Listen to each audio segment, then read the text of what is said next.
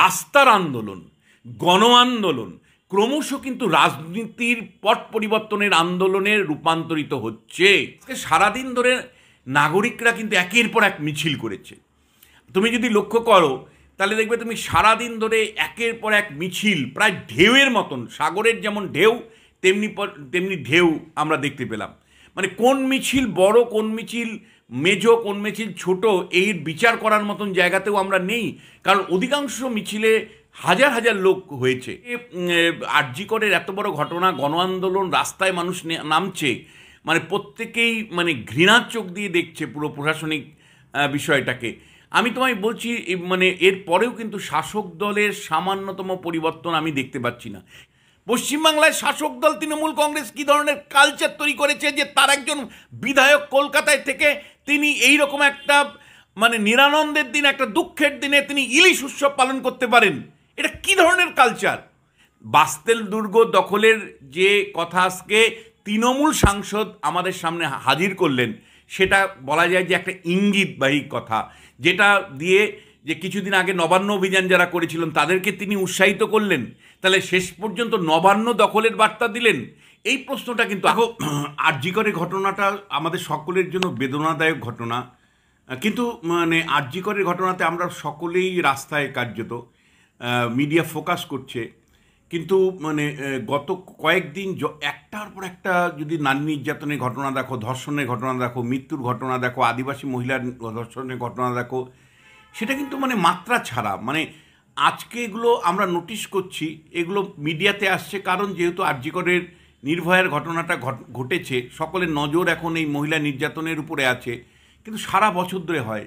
মানে আমি তোমায় বলছি যে মানে গত 24 ঘন্টার মধ্যে ধরো একাধিক ঘটনা এসছে। মধ্যম গ্রামের নারী নির্যাতনের ঘটনা এসছে, ইলামবাজারের নারী নির্যাতনের ঘটনা এসছে, হাওড়াতে নারী নির্যাতনের ঘটনা আসছে, নদিয়াতে নারী নির্যাতনের ঘটনা এসছে। আমি বলছি এখন আমরা যেহেতু মিডিয়া সজাগ, আমরা রাস্তায় আছি, তাই নারী নির্যাতনের ঘটনাগুলোকে রেকর্ড করা হচ্ছে, এগুলো নিয়ে দুই একটা কথা বলা হচ্ছে। কিন্তু পশ্চিমবাংলায় কিন্তু মানে আমি বলছি যে মানে গত 13 বছরে যে ধীরে ধীরে আইন শৃঙ্খলা ভেঙে পড়েছে, পুলিশ প্রশাসনের দলীয়করণ ঘটেছে, এবং সিভিক ভলান্টিয়ারের রিক্রুটমেন্ট হয়েছে, স্থায়ী পুলিশকর্মী নিয়োগ হয়নি, এবং সর্বত্র শাসক দলের যে আধিপত্যবাদ, এই আধিপত্যবাদের ফলে কিন্তু আমি তোমায় বলছি নারী নির্যাতন কয়েক গুণ বেড়েছে। আমি তোমায় বলছি যে এগুলো নোটিশ হয় না, এগুলো অনেক সময় রাজনৈতিকভাবে দেখা হয়। তৃণমূল বিজেপি তৃণমূল, এইভাবে আমরা দেখে অভ্যস্ত হই। তো তুমি জানো যে 2021 বিধানসভা নির্বাচনের পরে শুধু প্রথম 5 দিনে যতগুলো নারী নির্যাতনের ঘটনা ঘটেছিল, মানে রেপের ঘটনা ঘটেছিল, যেগুলো কলকাতা হাইকোর্টের রেকর্ড আছে, যেগুলো রীতিমতন কলকাতা হাইকোর্ট তার ফলে সিবিআই তদন্ত দিয়েছিল। আমি তাই মানে আমার মনে আছে যে নন্দীগ্রামে একজন মানে মহিলার ধর্ষিতা হয়ে গিয়েছিলেন।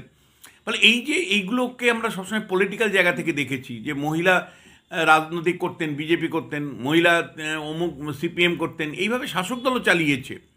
কিন্তু পশ্চিমবাংলায় আইন শৃঙ্খলা যদি তোমার মানে ভেঙে পড়ে, তাহলে আইন শৃঙ্খলা তো কেবলমাত্র নির্বাচনের সময় ভেঙে পড়ে তা নয়। আইন শৃঙ্খলা কেবলমাত্র মানে মানে অন্য দুষ্কৃতীদের জন্য ভেঙে পড়ে তা তো নয়। এটা যারা মানে নির্যাতনকারী, নারী নির্যাতনকারী, তারাও মনে করে এটা স্বর্গরাজ্য। ফলে তারা তাদের মতন করে নেমে পড়ে। তারা দেখেছে যে ভাই নারী নির্যাতন করে মানে কোনো রকম শাস্তির মুখে পড়তে হয় না। ফলে নারী নির্যাতনটা আমি বলছি প্রাতিষ্ঠানিক রূপ নিয়েছে। যেমন করে মানে হিংসা পশ্চিমবাংলায় প্রাতিষ্ঠানিক রূপ। ধরো ভারতবর্ষের মধ্যে সবচেয়ে বেশি হিংসা, রাজনৈতিক হিংসা হয়, হিংসার রাজনীতি আমরা এখানে দেখি। তা তোমার যদি হিংসা যদি সবচেয়ে বেশি হয়, তাহলে সেই হিংসার শিকার তো নারীরাও হবে। ফলে আমি সেই কারণেই বলছি যে নারী নির্যাতনের জায়গাগুলো আজকে যেটা নোটিশ করছো তোমরা, আমাকে প্রশ্ন করলে তুমি, যে একের পর এক ঘটনা উঠে আসছে। আরজি করের ঘটনার পরেও এত দুঃসাহস যে নারী নির্যাতন ঘটছে, একের পর এক ঘটনা উঠে আসছে। কোথাও আদিবাসীদের নির্যাতন হচ্ছে, তো কোথাও নার্সের উপরে নির্যাতন হচ্ছে, তো কোথাও শিশু, মহিলা মানে একেবারে শিশু, তার উপরে নির্যাতন হচ্ছে। ফলে এটা আজকে আমরা নজরে আনছি, কিন্তু এটা সারা পশ্চিমবাংলা জুড়ে বছরকে বছর হয়ে চলেছে। আমি বলছি ভারতবর্ষেও নিশ্চয়ই হয়েছে, কিন্তু আমাদের পশ্চিমবাংলাতে এতটা ছিল না যেটা এখন মানে গত কয়েক বছর ধরে হয়েছে। কারণ আইন শৃঙ্খলা ভেঙে পড়লে, পুলিশ প্রশাসনের দলীয়করণ হলে নারী নির্যাতন যে বাড়বে এটাই স্বাভাবিক। একই সাথে তোমায় বলতে চাই যে শাসক দলের মানে দৃষ্টিভঙ্গির মধ্যে কিন্তু পরিবর্তন হয়নি। মানে এই যে আরজি করের এত বড় ঘটনা, গণ আন্দোলন, রাস্তায় মানুষ নামছে, মানে প্রত্যেকেই মানে ঘৃণার চোখ দিয়ে দেখছে পুরো প্রশাসনিক বিষয়টাকে। আমি তোমায় বলছি মানে এর পরেও কিন্তু শাসক দলের সামান্যতম পরিবর্তন আমি দেখতে পাচ্ছি না। কেন? গত 24 ঘন্টার মধ্যে দুটো মানে খবর সংবাদ মাধ্যমে উঠে এসছে। একটা হলো যে ক্যানিংয়ের পশ্চিমের যিনি বিধায়ক পরেশ রায় মনে হয়, না কি নাম, পরেশ চন্দ্র দাস মনে হয়, পরেশ রাম দাস, আচ্ছা, এই ভদ্রলোক যেভাবে হুমকি দিয়েছেন, মানে প্রতিবাদীরা কেন রাস্তায় নামছে সেটা নিয়ে তিনি শুধু মানে প্রশ্ন করছেন তা নয়, তিনি রীতিমতো হুমকি দিচ্ছেন বুথ লেভেলে নজর রাখতে হবে, বুথ লেভেলে নজর রাখতে হবে, যাতে না বেরোতে পারে তার ব্যবস্থা করতে হবে। শাসক তো একই জায়গায় আছে। এইটাই তো আমি মানুষকে বারবার বলবার চেষ্টা করি, এই যে আধিপত্যবাদ তৃণমূলের, এটা উদয়ন গুহ দিনহাটায় করছেন। দিনহাটা বা কোচবিহারে একাধিক প্রতিবাদীদের বিরুদ্ধে আক্রমণের অভিযোগ তুমি জানো সংবাদ মাধ্যমে উঠেছে। এটাই তো বাঁকুড়াতে অরূপ চক্রবর্তী যিনি সাংসদ তিনি এই ধরনের হুমকি দিয়েছেন। এই যে হুমকি এবং বিরোধী মানে আমার বাইরে যেই কথা বলবে তাকে দমিয়ে দিব, এটা কেবলমাত্র আরজি করের প্রতিবাদীদের জন্য করছে তা নয়। এটাই তো আমি বারবার বলি, এটা কালচারে পরিণত করেছে শাসক দল। এটা যেমন নির্বাচনের সময় শাসক দল করে, পুরো বিরোধী শূন্য করে দিয়ে আমার কোনো বিরোধী থাকবে না, মিটিং মিছিল বিরোধীরা করলেই তার বিরুদ্ধে ঝাঁপিয়ে পড়ো, তাকে মিথ্যে মামলা দিয়ে ফাঁসিয়ে দাও। বিরোধীদেরকে পরিসর যেমন সংকীর্ণ করে তুলে, বিরোধীদের যেমন মিটিং মিছিল করবার এখতিয়ার থাকে না, স্বাধীনতা থাকে না, এই ভাবনার থেকে, এই কালচার থেকেই কিন্তু আজকে যারা কেবলমাত্র ডিমান্ড ফর জাস্টিস মানে ন্যায় বিচারের জন্য রাস্তায় নামছেন, তাদের বিরুদ্ধেও শাসক দল নজরদারি চালাচ্ছে। একজন বিধায়ক কি করে বলেন, একটা ভিডিও বার্তার মাধ্যমে পরিষ্কার করে বলেন এবং সেটা জাস্টিফাই করেন যে বুথ লেভেলেও যাতে কেউ না মানে প্রতিবাদে বেরোতে পারে, তার জন্য তিনি নিদান দিচ্ছেন। আবার একই সাথে তুমি যদি লক্ষ্য করো, এটা কোন ধরনের সংস্কৃতি হতে পারে? কলকাতা শহরের মধ্যে ঘটনা, আরজি করের ঘটনা, হাজার হাজার লোকের চোখের জল, লক্ষ লক্ষ লোকের চোখের জল, সারা ভারতবর্ষ রাস্তায় নেমেছে, সারা পৃথিবী রাস্তায় নেমেছে। সেখানে একজন বিধায়ক, মানিকতলার বিধায়ক, তিনি ইলিশ উৎসব করবেন? এটা হতে পারে? এটা হতে পারে? এটা কোন ধরনের কালচার তৈরি হয়েছে? এটা কি ধরনের কালচার? এবং তিনি মানে গর্বের সাথে কথা বলছেন। আমি বলছি যে শাসক দল কিন্তু শাসক দলের মধ্যেই আছে। আমি যার জন্য বারবার এই প্রশ্নটা তোমাদের সামনে তুলি, সংবাদ মাধ্যমে তুলি, একজন সমাজবিজ্ঞানের ছাত্র হিসাবে, যে বাঙালি যে দীর্ঘদিন ধরে একটা সরকারকে টিকিয়ে রাখে, সরকার পরিবর্তনে বাঙালির যে অনীহা, সেটাই কিন্তু একটা বড় বাঙালির বিপর্যয়ের কারণ। এই যে দীর্ঘ সময় ধরে আমরা 34 বছর বামেদের রেখেছি, বা হাসিনাকে আমরা 14 বছর ধরে রেখেছি, বা 27 বছর ধরে আমরা বামেদের ত্রিপুরায় রেখেছি, বা তৃণমূলকে 13 বছর ধরে বাঙালিরা পশ্চিমবাংলায় ক্ষমতায় রেখেছে বা আরও রাখবে। এইবার আমি বলছি এই দীর্ঘ শাসনের ফলেই কিন্তু আজকে যিনি বিধায়ক ইলিশ উৎসব, এই আবহে ইলিশ উৎসবে করবার সাহস পান। এই পরিস্থিতির জন্যই কিন্তু মানে তোমার গিয়ে ক্যানিং পশ্চিমের বিধায়ক হুমকি দিতে পারেন, বা উদয়ন গুহরা হুমকি দিতে পারেন। আমি বলছি এটা কালচার তৈরি হয়। এই যে দীর্ঘদিন আপনি শাসন ব্যবস্থা রাখলেন, এই শাসকরা নিজেদেরকে জমিদারি মনে করে, জমিদারির থেকে আধিপত্য তৈরি হয়, আধিপত্য থেকে প্রশাসনের উপর নিয়ন্ত্রণ নেয়, আধিপত্য থেকে অর্থনীতির উপর নিয়ন্ত্রণ নেয়। এবং এইভাবেই কিন্তু মানে ন্যায় বিচার তুমি পাবে না যদি তুমি একটা দলের সরকারকে বছরকে বছর রেখে দাও। আমি বলছি সরকার পরিবর্তন ছাড়া বাঙালির কিন্তু মুক্তির জায়গা নেই। সেটা কিন্তু বারবার তোমাদেরকে আমি বলবার চেষ্টা করছি। এবং এটা এবার যেটা প্রশ্ন, যে এই মানে পরিবর্তনের প্রশ্নে তুমি যদি বলো, তাহলে একটা গুরুত্বপূর্ণ ইঙ্গিত কিন্তু আজকে সারাদিনে আমরা দেখতে পাচ্ছি। সুখেন্দু শেখর রায়, যিনি তৃণমূলের সাংসদ এবং সবচেয়ে বর্ষিয়ান সাংসদ। তোমাদের আমি একটা মানে অভিজ্ঞতা করি, আমি যেহেতু দীর্ঘদিন ধরে টেলিভিশন করি, তখন আমি কলকাতা টিভিতে আছি, কলকাতা টিভির এক্সপার্ট হিসেবে নিয়মিত অংশ নিচ্ছি। তখন আমার মনে আছে যে সুখেন্দু শেখর রায় একটা ঐতিহাসিক ভূমিকা আছেন, যে 2009 সালে লোকসভা নির্বাচনের শেষ পর্যন্ত কংগ্রেসের সাথে যে জোট বার্তাটা, সেই জোট বার্তার চিঠিটা যিনি দিল্লির থেকে এনেছিলেন প্রণব মুখার্জির হাত ধরে, এই দিন তার নাম হলো সুখেন্দু শেখর রায়। পরবর্তী সময় তিনি কংগ্রেস থেকে তৃণমূল কংগ্রেসে যোগদান করেন এবং তৃণমূলের দীর্ঘদিনের রাজ্যসভার সাংসদ এবং লয়ার হিসাবেও তিনি যথেষ্টই মানে প্রশংসনীয় ছিলেন। শিক্ষিত মানুষ, পড়াশোনা করা মানুষ। তিনি আজকে বলছেন যে ফরাসি বিপ্লবের বাস্তেল দুর্গ মানুষ দখল করেছিল, রক্তপাতহীনভাবে মানুষ যেমন বাস্তেল দুর্গ দখল করেছিল সেটা স্মরণ করিয়ে দিয়ে ক্ষমতার বৃত্তের পরিবর্তনের কথাই তিনি কিন্তু ইঙ্গিত করলেন। অর্থাৎ তাহলে কি তিনি বললেন নবান্ন দখলের কথা? বাস্তেল দুর্গ দখলের যে কথা আজকে তৃণমূল সাংসদ আমাদের সামনে হাজির করলেন, সেটা বলা যায় যে একটা ইঙ্গিতবাহী কথা, যেটা দিয়ে যে কিছুদিন আগে নবান্ন অভিযান যারা করেছিলেন তাদেরকে তিনি উৎসাহিত করলেন। তাহলে শেষ পর্যন্ত নবান্ন দখলের বার্তা দিলেন। এই প্রশ্নটা কিন্তু আসবে। অর্থাৎ শাসক দলেরও একাংশ মনে করছে যে এই যে দীর্ঘ শাসন বাঙালি একটা দলকে রেখে দেয়, এই দীর্ঘ শাসনের ফলে শাসকরা অত্যাচারী হয়, শাসকরা আইন মেনে কাজ করে না, শাসকদের চর্বি জমে যায় এবং শাসকরা জনগণকে অবজ্ঞা করে তাদের মতন করে মানে শাসন করে।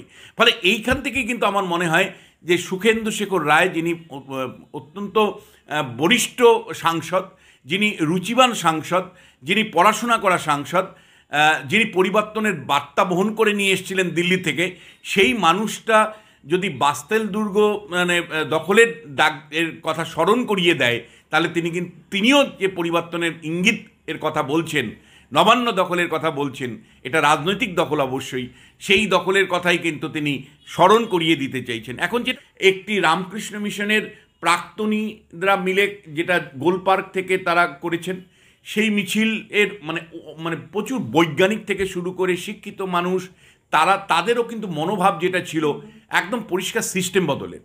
তাদের মনোভাবটাও আমি যতটুকু বুঝেছি বিভিন্ন স্তরের লোকের সাথে কথা বলে, তাতে আমার মনে হয়েছে তারাও কিন্তু রাজনৈতিক পরিবর্তনের দিকেই ইঙ্গিত করছে, প্রশাসনিক পরিবর্তনের দিকেই কিন্তু তারা ইঙ্গিত করছে। অর্থাৎ রাস্তার আন্দোলন, গণ আন্দোলন ক্রমশ কিন্তু রাজনীতির পট পরিবর্তনের আন্দোলনে রূপান্তরিত হচ্ছে।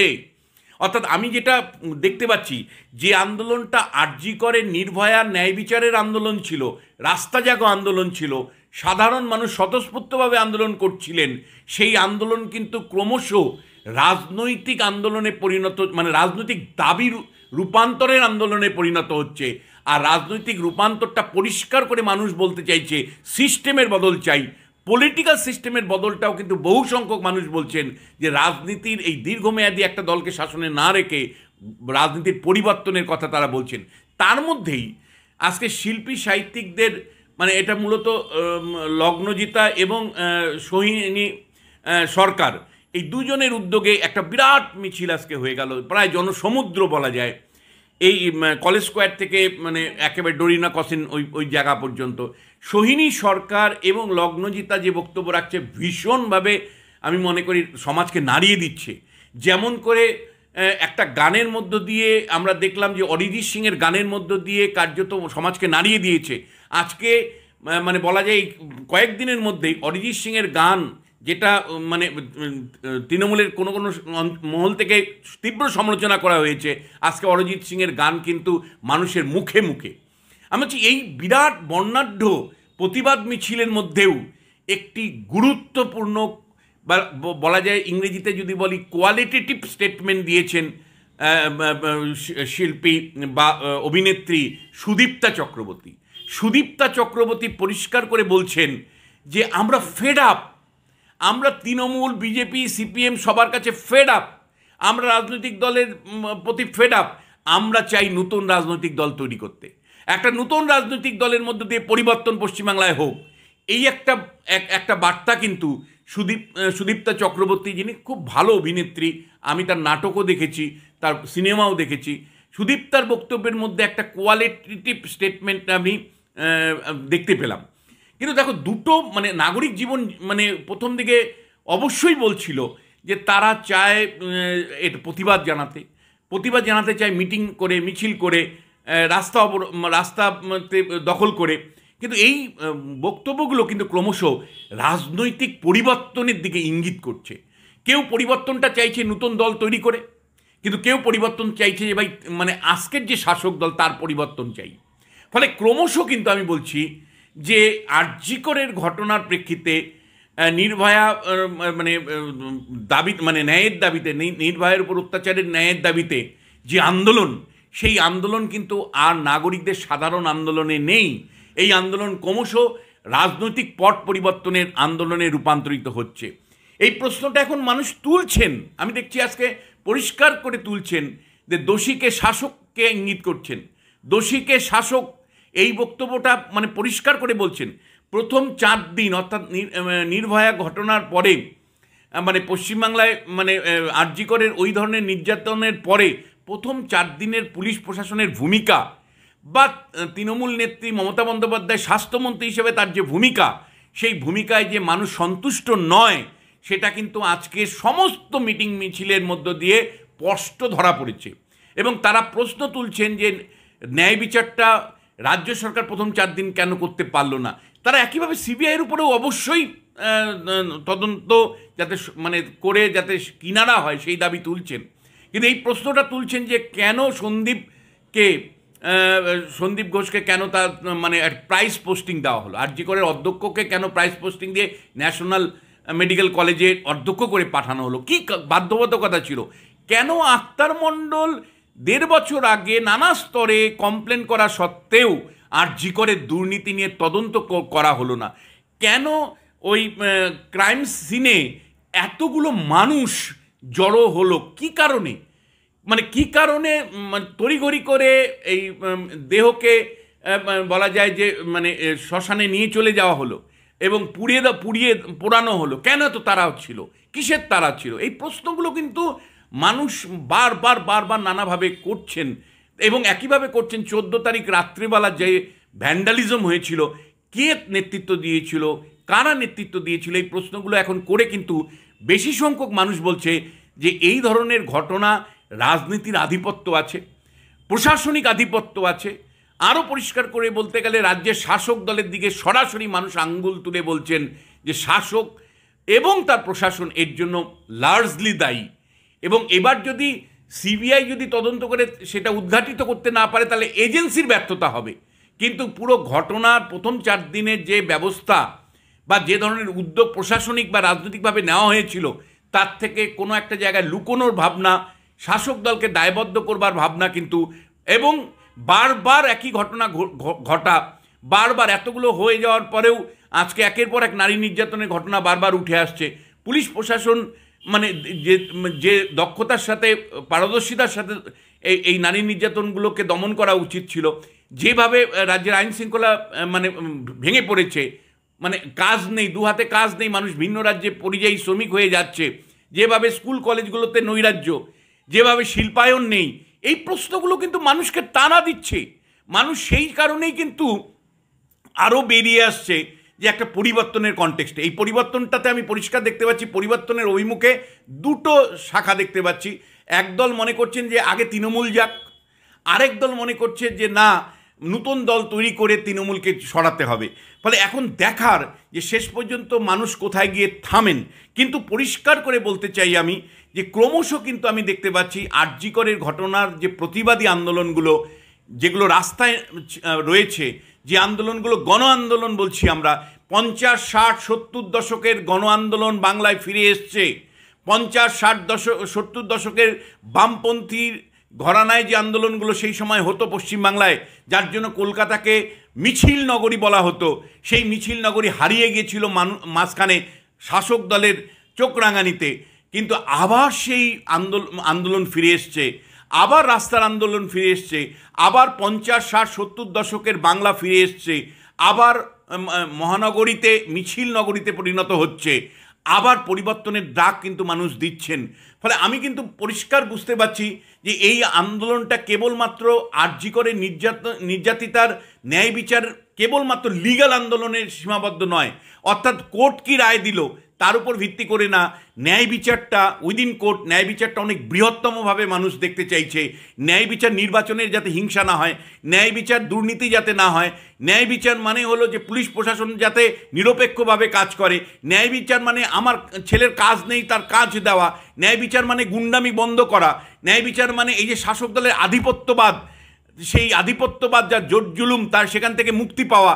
ফলে এইটা কিন্তু ক্রমশ কিন্তু একটা বৃহত্তম ন্যায় বিচারের জায়গাতে কিন্তু জায়গা উঠে আসছে, যার জন্যই মানুষ প্রশ্ন করছে যে যে কেন পস্কো আইন অনুসারে যে কেন্দ্রীয় সরকারের যে প্রকল্প সেই অনুযায়ী মানে 11টা স্পেশাল ফাস্ট কোর্ট তৈরি করার কথা ছিল, 11টা স্পেশাল ফাস্ট কোর্ট কেন তৈরি হলো না? আজকে যে আইন ভারতবর্ষে আছে সেই আইনের বলে তুমি জানো যে দিল্লির নির্ভয়া কাণ্ডের পরে ভার্মা কমিশন বসেছিল, ভার্মা কমিশনের সুপারিশের উপর ভিত্তি করে কেন্দ্রীয় সরকার আইন পরিবর্তন এখন করেছে। ভার্মা কমিশনের এটা মানুষ দর্শকরা আপনারা শুনে রাখুন যে দিল্লিতে নির্ভয়া কাণ্ডের পরে একটা কমিশন বসানো হয়েছিল, তার নাম ভার্মা কমিশন। সেই ভার্মা কমিশনের সুপারিশের উপর ভিত্তি করে এখন ক্রিমিনাল আইন পরিবর্তন করা হয়েছে, পরিবর্তন করে বলা হয়েছে যে ধর্ষণ এবং মৃত্যু যদি ঘটে তাহলে সর্বোচ্চ মানে শাস্তি হলো ফাঁসি, এবং সেই অনুযায়ী নির্ভয়া কাণ্ডে ইতিমধ্যেই ফাঁসি হয়ে গেছে। রাজ্য সরকার নতুন কি আইন তৈরি করবে? ইতিমধ্যেই ভার্মা কমিশনের রিপোর্টের উপর ভিত্তি করে সর্বোচ্চ শাস্তি ফাঁসির ব্যবস্থা রয়েছে। ইম্পর্টেন্ট হলো আপনার প্রশাসন নিরপেক্ষভাবে কাজ করছে কিনা। 36,000 থেকে 40,000-এর মতন নারী নির্যাতনের মামলা বিভিন্ন কোর্টে ছড়িয়ে আছে, বিভিন্ন পশ্চিমবাংলার বিভিন্ন কোর্টে এই যে বিপুল হাজার হাজার মামলা নারী নির্যাতন রেপ সংক্রান্ত মামলা আছে। আপনার পিপি কেন ন্যায় বিচার দিতে পারছে না?